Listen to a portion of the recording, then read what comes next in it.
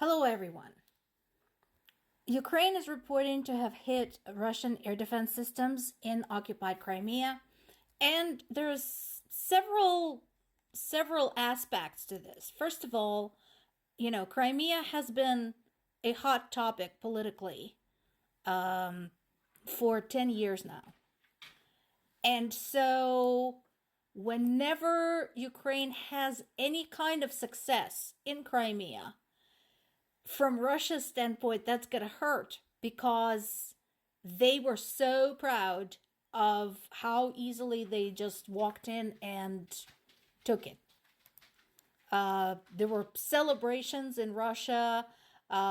People in Russia were like chanting, Crimea is ours, Crimea is ours. So, combined with regular acts of sabotage among Crimean population, any sort of success by Ukrainian military definitely hurts. So far we have two basically bits of news. One is from Russia, one is from Ukraine. Russian Ministry of Defense is saying they have taken control of the village of Staromayorsky in the Donetsk region. I'd like to see some evidence of that. They never provide any. On the Ukrainian side, they're saying they've taken out 3 S-400 surface-to-air defense systems. And as I mentioned before, that makes total sense because it's so much easier to destroy the setup than to destroy individual missiles. So, and usually when Ukrainian military provides this sort of information, evidence is not far behind.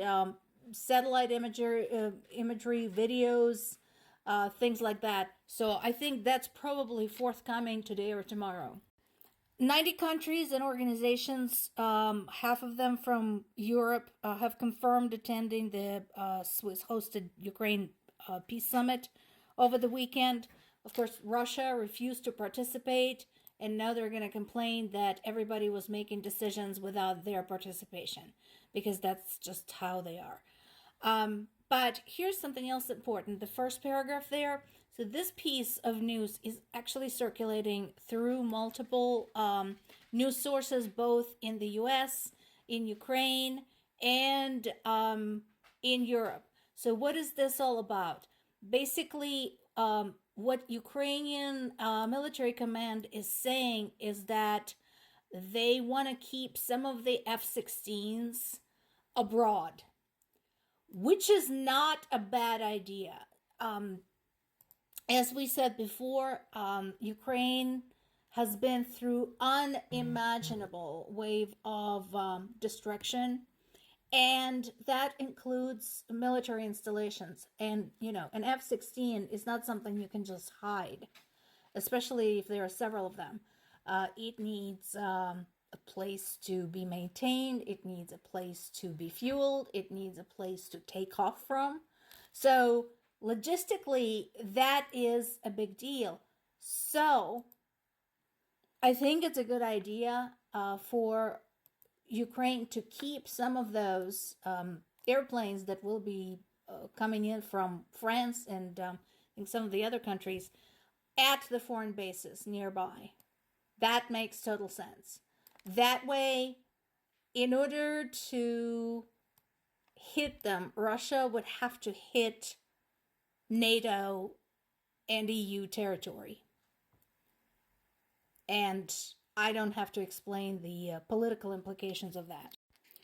Meanwhile, even as Putin complains about not being included at the peace summit, even though he was invited, he's planning a visit to his friends in Vietnam and North Korea. Again, the company you keep thing, basically in action there. But here's something else.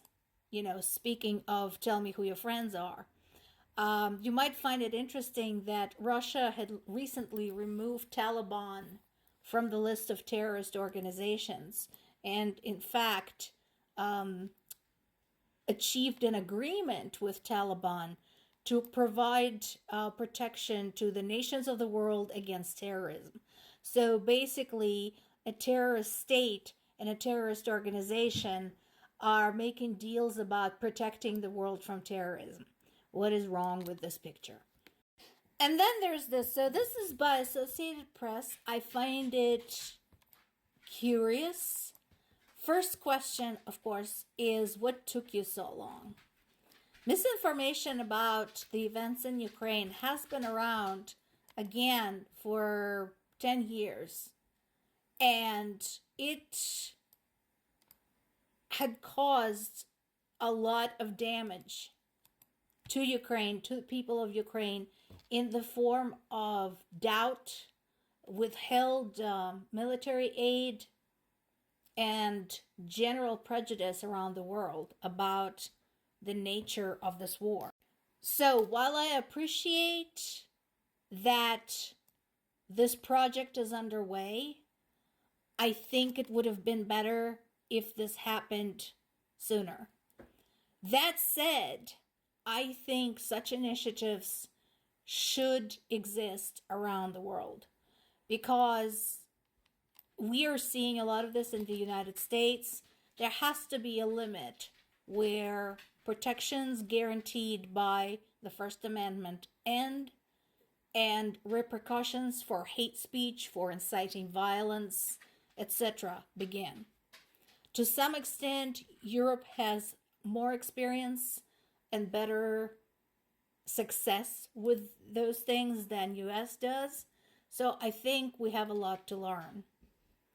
Poland is a good one to learn from because Poland historically has been an oppressed state quite a lot, and they had to deal with how do you handle with having a multinational population on one hand and ensuring